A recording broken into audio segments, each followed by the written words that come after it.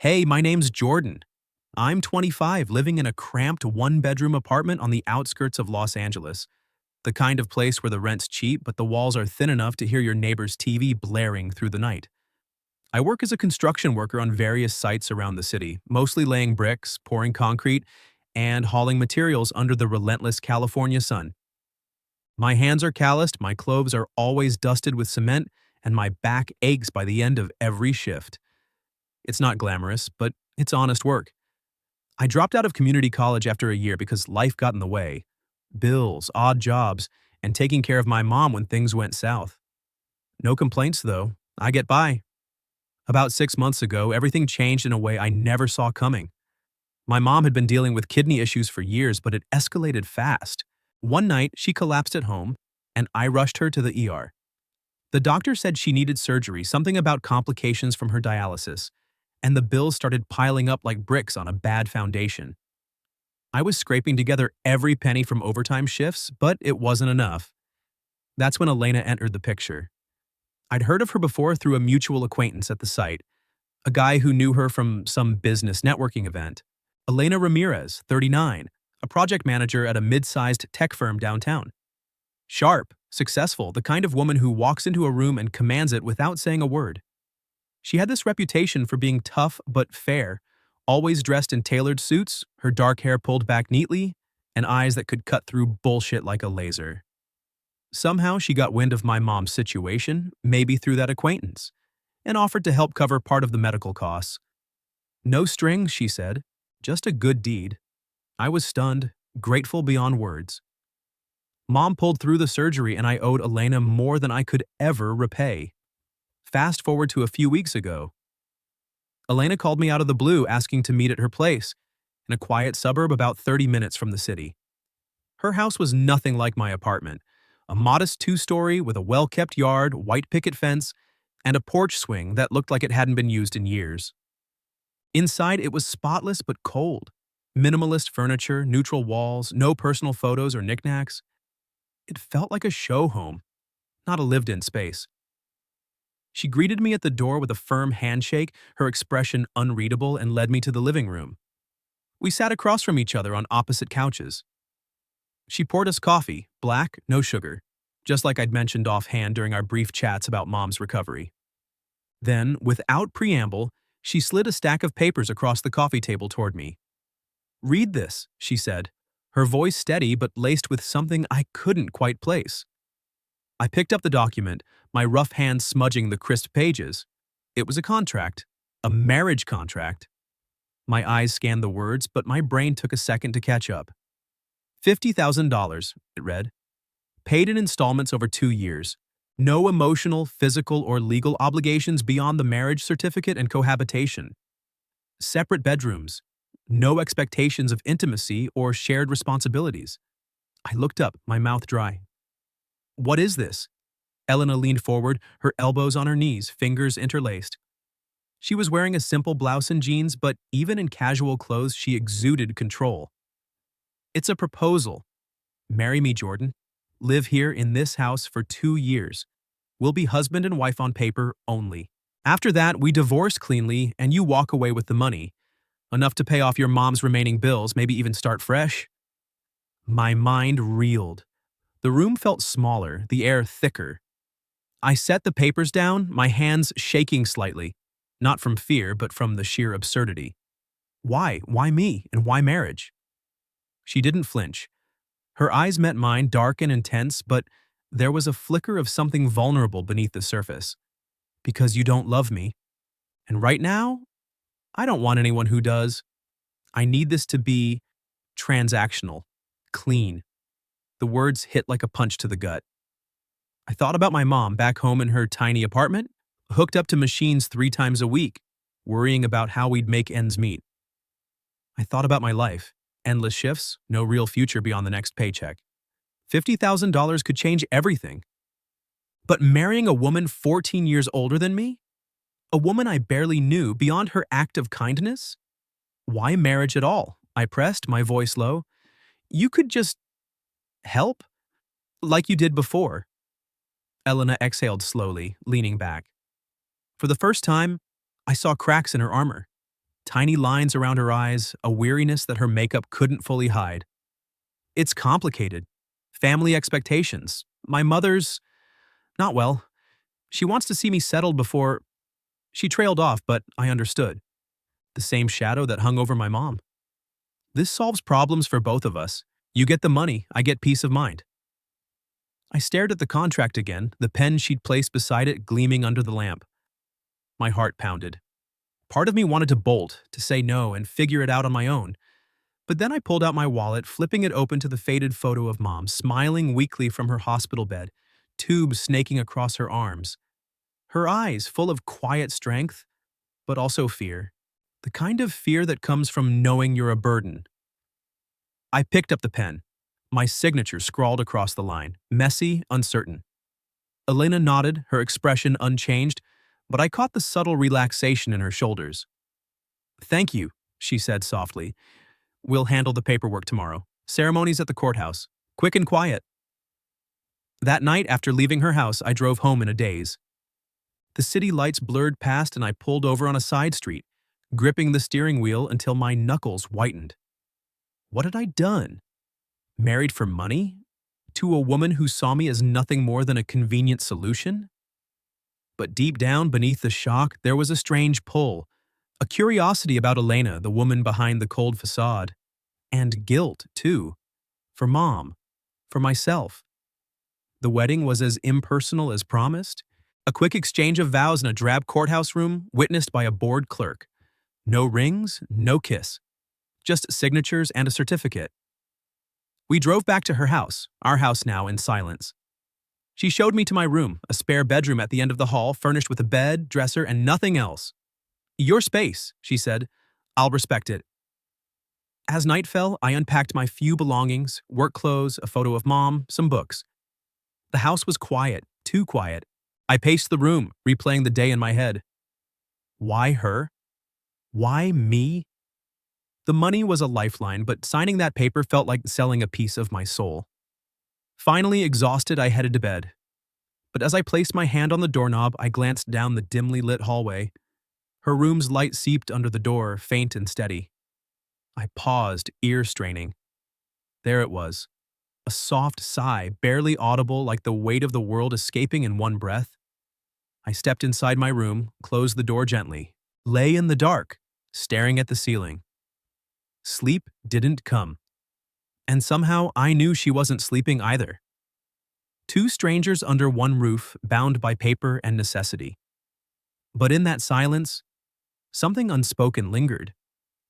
Living with Elena was like stepping into a different world, one where silence wasn't awkward, but it carried weight.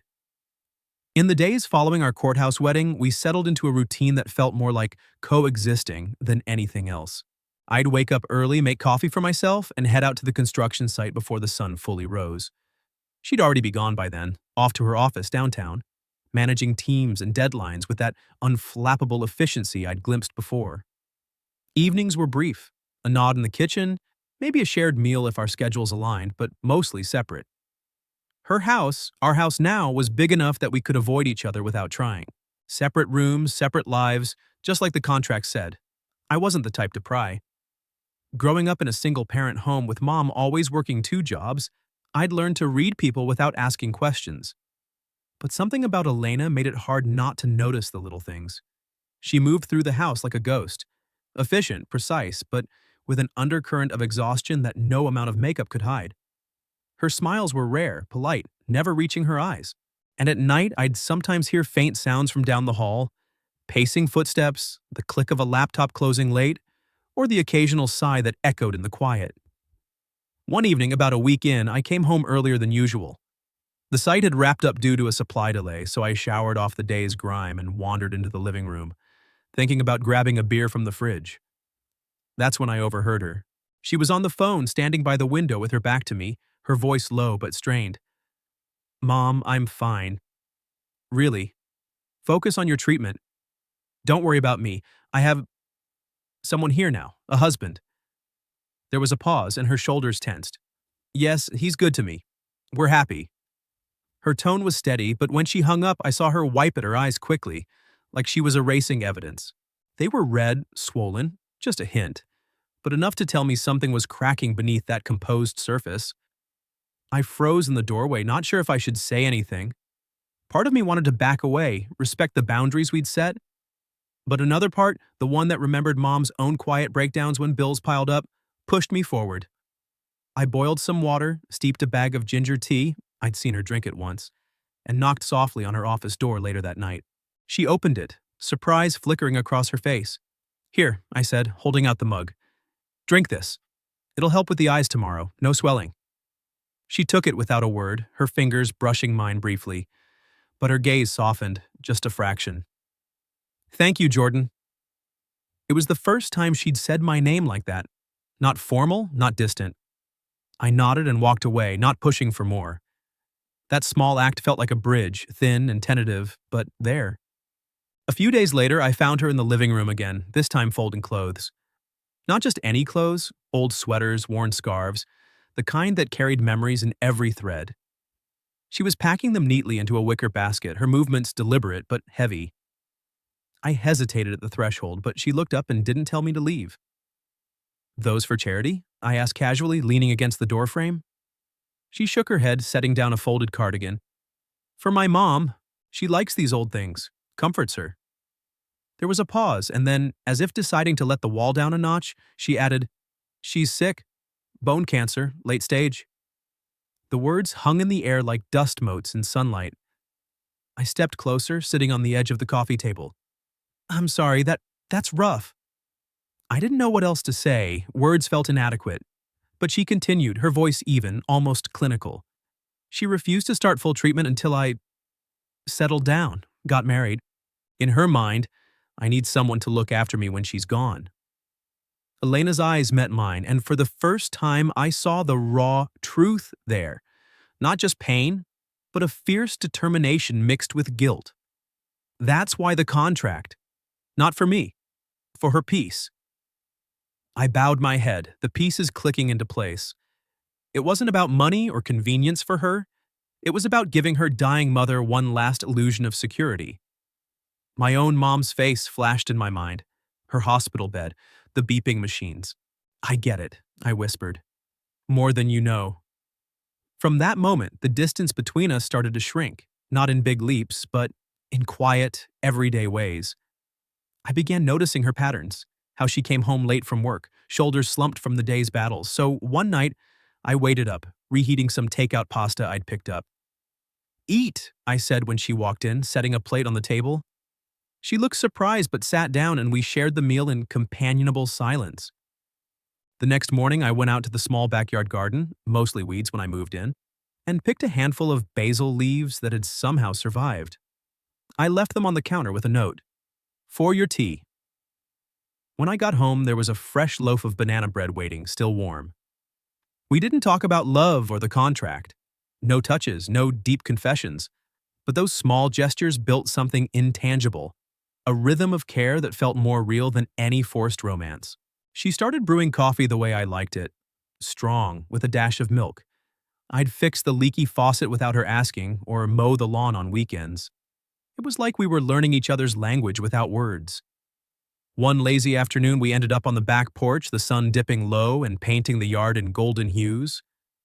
Elena was sipping iced tea, staring at the overgrown flower beds. "When I was a kid," she said out of nowhere, her voice soft, "I dreamed of having a quiet garden like this, full of flowers, someone to sit with me, not saying much, just being there." I didn't respond right away. The vulnerability in her tone caught me off guard. But from that day on, I made it a point to be home earlier. I'd join her on the porch, sometimes with a book, sometimes just watching the sunset. No pressure, no expectations, just presence. The contract that had started as a cold transaction was breathing now, alive with these human moments. Real, unscripted, and for the first time, the house didn't feel so empty. Mom's place was a 3-hour drive north from Los Angeles, tucked away in a sleepy, rural town near the Central Valley. Rolling hills, old farms, and air that smelled like fresh earth instead of city smog. She was in her late 60s, frail from the treatments but still sharp-witted, with eyes that twinkled when she laughed and a voice that carried stories from decades past. Elena had warned me before we left. Just act like it's real. For her. I nodded, but inside I felt like an imposter. Me, in my faded button-up shirt and jeans carrying a basket of fruit from the local market, stepping into a role I hadn't rehearsed. The visit started smoothly enough. Mom, Elena called her Mama, but I stuck to Mrs. Ramirez, welcomed us at the door with open arms, her hug surprisingly strong despite the cane she leaned on. The house was cozy, filled with faded photos, knitted blankets, and the scent of simmering pot au lait on the stove. We sat down to lunch and she peppered me with questions. What do you do, mijo? I told her about the construction work, keeping it simple, no embellishing the long hours or backbreaking labor. Honest work, she said, nodding approvingly. That's what builds character. Elena smiled faintly, stirring her soup, but I caught her glancing at me with something like relief. The meal flowed with light chatter. Stories of Elena's childhood, Mom's garden that used to bloom with roses, even a joke about how Elena was always too serious for her own good. I laughed along, feeling the warmth of the moment seep in. For a brief second, it didn't feel like a charade. But as we cleared the plates, Mom turned serious. She fixed her gaze on me, then Elena, and asked point blank, "Does she love you, Jordan?" The room went dead silent. The clink of silverware stopped. Elena's spoon hovered mid-air, her face paling. My throat tightened. I could feel my pulse hammering in my ears. Love? The word hung there like a grenade. Neither of us answered. Elena looked down at her hands, twisting her napkin. I opened my mouth, but nothing came out. What could I say? That this was all on paper? That I was here because of a debt and a desperate deal? Mom just nodded slowly, her eyes wise and sad, like she saw right through us. Love takes time, she said softly, patting Elena's hand. But it's there when it's real. We drove back mostly in quiet, the highway stretching endlessly under the fading sun. That night back at the house, I couldn't shake it. I slipped out to the backyard, lighting a cigarette. A habit I'd kicked months ago, but the stress pulled me back. The smoke curled into the cool air, and through the open window, I heard it. A muffled sob from Elena's room. Soft, controlled, like she was fighting to keep it in. I stood there, frozen, the cigarette burning down to the filter. She was crying, not dramatically but deeply, the kind of cry that comes from holding too much inside for too long. I didn't go to her. What right did I have? We were bound by ink, not emotion, but it gnawed at me, that silence at lunch, her unshed tears now spilling out alone. A couple of weeks later, the real storm hit. Elena invited me to a charity gala, some event her old college friends organized for cancer research, fittingly enough. It'll look good if we're seen together, she said matter-of-factly. I agreed, renting a suit that felt stiff and foreign on my frame. The venue was upscale. Crystal chandeliers, waiters in tuxes, tables full of people in designer clothes chatting about stocks and vacations. I stuck close to Elena, nodding politely, but I felt like an outsider, my hands too rough for the champagne flute, my stories too blue-collar for the small talk. At our table, an older woman, sharp features dripping in pearls, leaned in with a sly smile. "So, you're Elena's new husband? Quite the catch. Young, too." Her tone dripped with implication. Another guest, a man in a tailored blazer, chimed in. "Construction, you said? Admirable. But I always pictured Elena with someone more aligned. You know, corporate type." Laughter rippled lightly around the table, polite but cutting.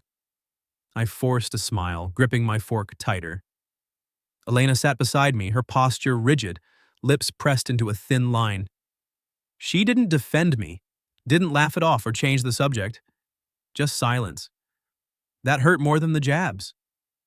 I excused myself early, stepping out to the balcony for air. The city lights twinkled below, but all I felt was a hollow ache. Was she ashamed?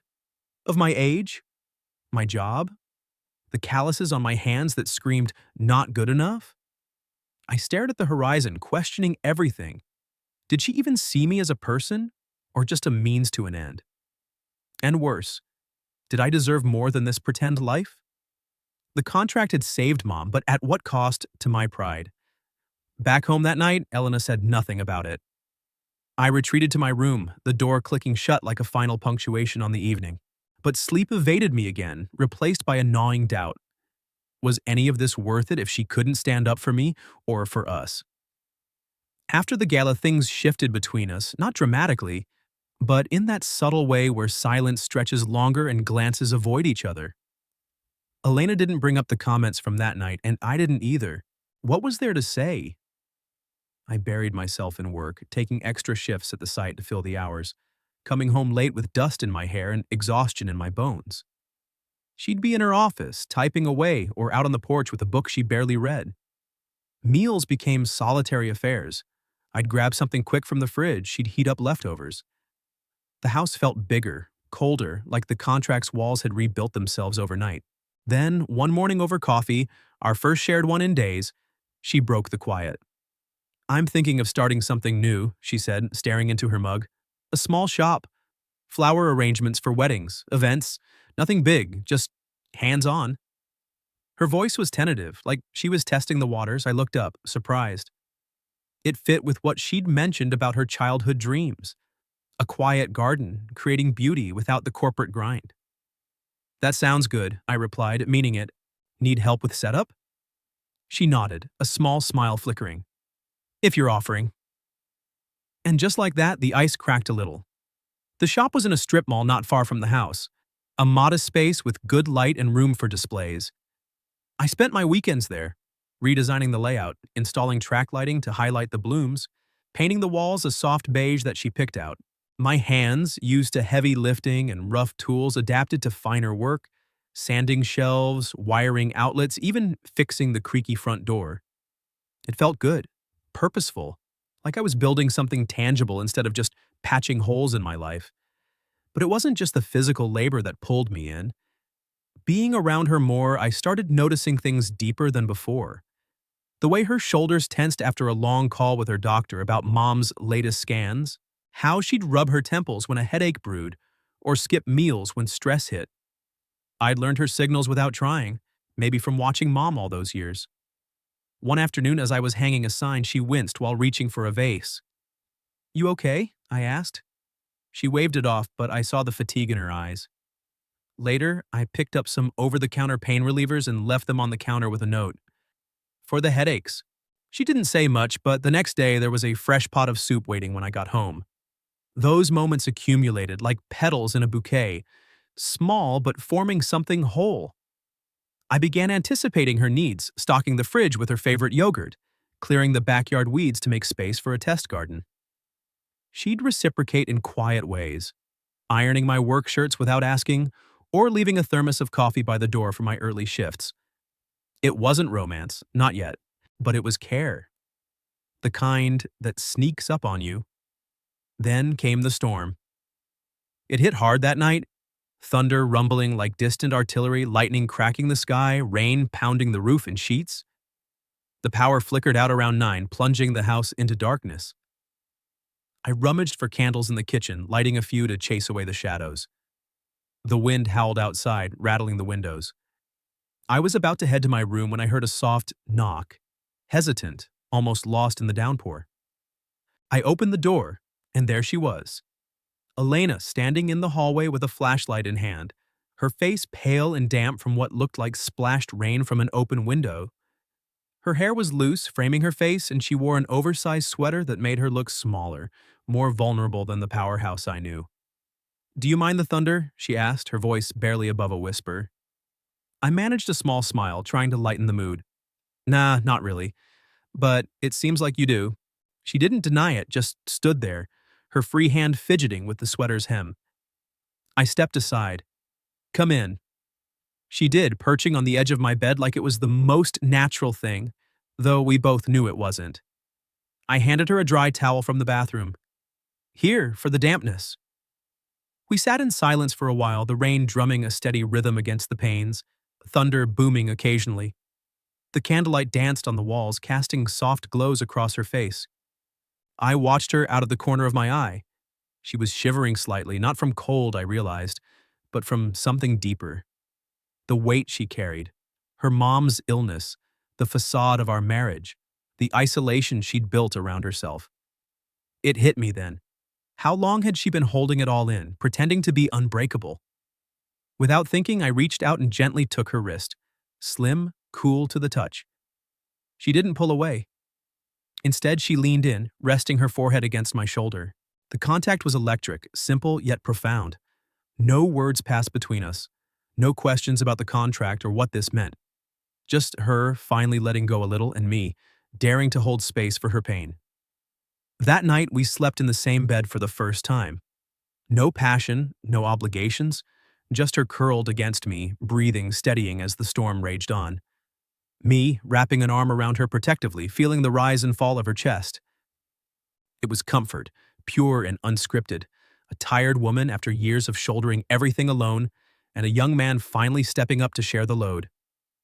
Come morning, sunlight filtered through the curtains, the storm a memory. We stirred, eyes meeting in the soft light. No awkwardness, no regrets, just a quiet understanding. This wasn't about the paper anymore. It was companionship, real and growing. The afternoon breeze whispered through the small backyard garden, carrying the faint scent of soil and blooming petals. It was April, and the California sun hung low, casting a warm, golden haze over everything, like a soft filter on an old photo. Elena was out there, kneeling in the dirt, her hands buried in the earth as she carefully planted new flowers, wild daisies, sprigs of lavender, and climbing roses in that earthy orange shade her mom had always loved. She wasn't the polished project manager anymore, with her hair tied back and clothes spotless. Now her sleeves were rolled up, mud streaked her forearms, and her nails were caked with soil. She looked free, softened by time and the quiet we've built. No more rigid posture, no more guarded eyes. Just her, living in the moment, tending to something alive and growing. I watched her from the back door for a minute, my work boots still dusty from the morning shift at the site. My shirt was rough cotton, sleeves pushed up, and my hands bore fresh smudges of paint from touching up the shop's exterior earlier. The contract's 2-year mark was approaching, but it felt like a lifetime ago. That sterile agreement, the courthouse vows, the separate rooms. These days, the house hummed with a different energy. Shared breakfasts, her laughter echoing from the kitchen, my tools scattered in the garage next to her flower vases.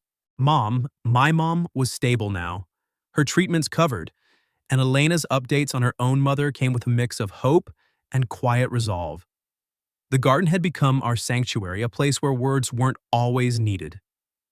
I stepped out, the grass crunching softly under my feet. She didn't look up right away, focused on patting down the soil around a new lavender bush. I sat beside her on the low stone wall we'd built together last month, my project, her design.